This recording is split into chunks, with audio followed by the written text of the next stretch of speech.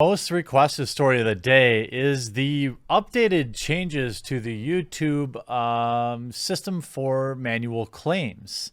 It's a step in the right direction. I want to cover it, as I think it's important for as much griping we do in the gaming community about the way the YouTube is, and really as YouTubers, you've got to give them credit when they try to do things correctly. We'll take a look at if this is any good, but they came out to say lots to come with copyright. Today, we're starting with a few changes. Now, if you're unaware, especially when we say with this channel, a primary reason I don't do trailer reactions is because they always seem to be claimed by the WB or UMG, I think it is, or some subsidiary. And it's hard enough to say the right words and not say things that will trigger, that yellow icon from YouTube these days. I'm not going to work for somebody else, which is essentially what happens when somebody claims your video. They claim the revenue from it. It's been a long-standing problem because the system is abused. It seems like it's abused more often than not. Of course, we don't see the times that it really goes through as appropriate, but that's neither here nor there. So Team YouTube came out to say manual claims will now require timestamps showing exactly what is claimed. That is a huge improvement. I've had my videos claimed multiple times before, and it won't tell you at what point in the video they are saying is actually their infringing content.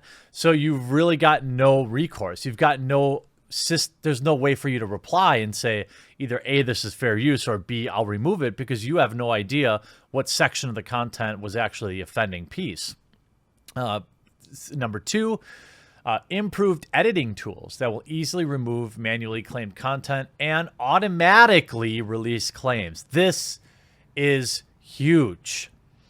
Now, of course, the system will still be abused, but essentially from what I understand is it'll say there's a piece of content in here from 10 minutes, 30 seconds to 10 minutes, 35 seconds.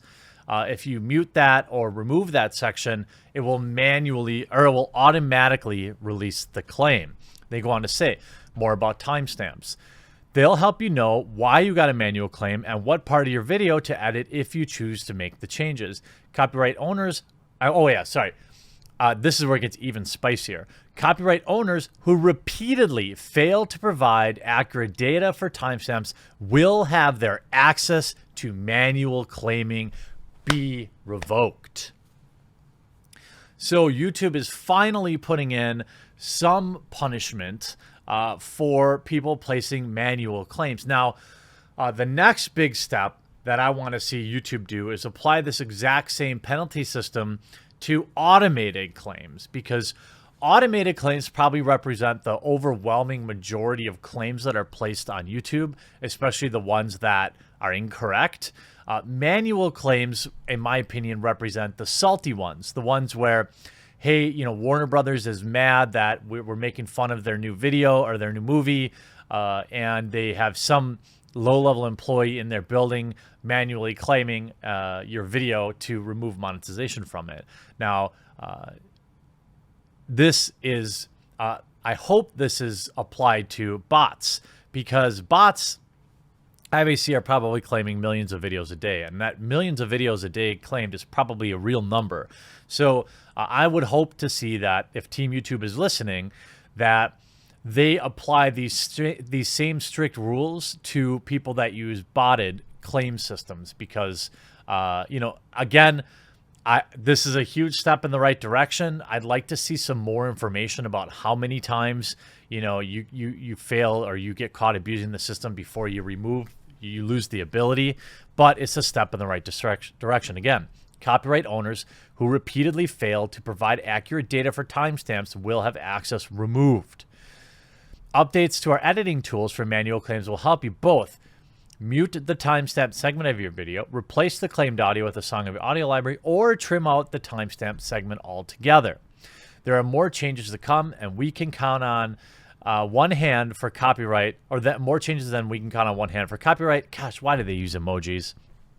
As just the beginning, We'll continue to share an update as our teams work, updates as a team works to make things better for you. Now, here they posted, today they posted 2 hours ago, they edited this. Again, we've heard from creators that increased number of manual claims, especially for short segments of videos, has led to frustration and oftentimes confusion when the claim lacks key information such as timestamps. This is something that, you know, myself and obviously Angry Joe has talked about a lot. And but also check this out. Editing tools. So, okay, reminder. For other things you can do to receive the claim. One, you can do nothing. All right. If you agree with the claim, you can just move on. You can always change your mind later if you disagree with the claim. 2, you can share the revenue. If you're a member of the YouTube Partner Program and you've included a musical composition in your video, you may be able to share the revenue with the music publisher. And again, I had always thought that this was like they just took all of the money, but apparently you can now share, or you can share revenue in a cover song from a cover song video while you see the message next to the video in your monetization tab. Monetize my video. This is my cover of a song written by somebody else.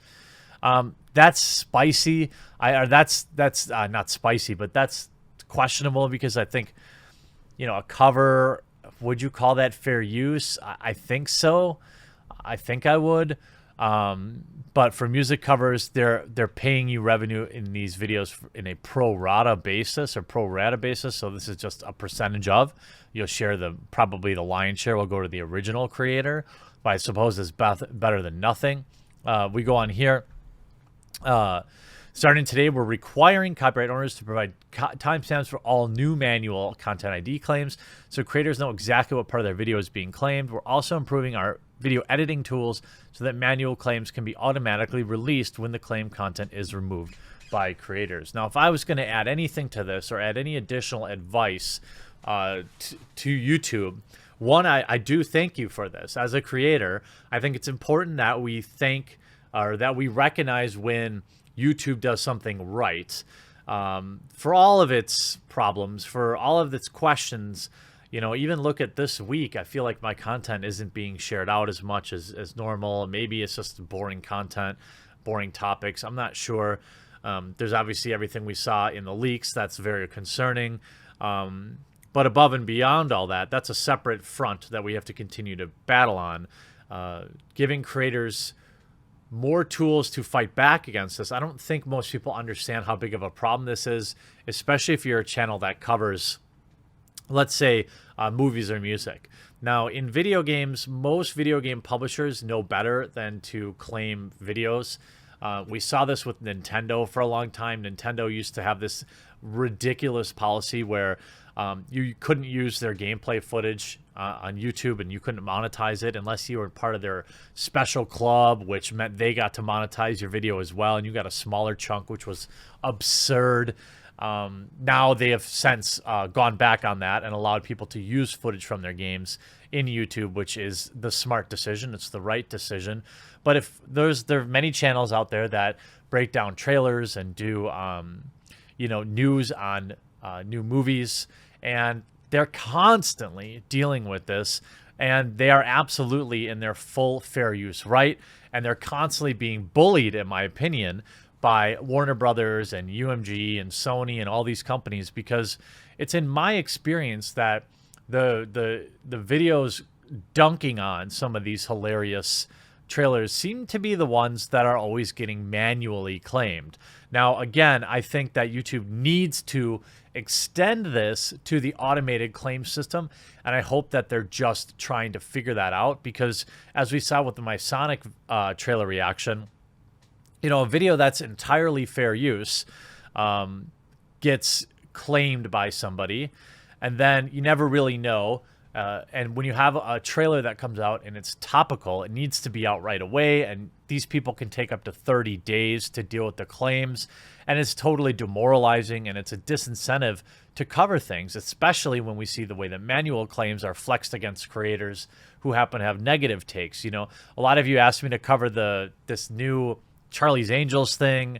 And I was like, I'm just going to dump on it and it'll probably get claimed anyway, so I'm not going to do it. And I think that's probably the wrong attitude, but that's the way it goes. And hopefully this is a sign of improvement to come for the YouTube copyright system. So thanks, Team YouTube. Appreciate it.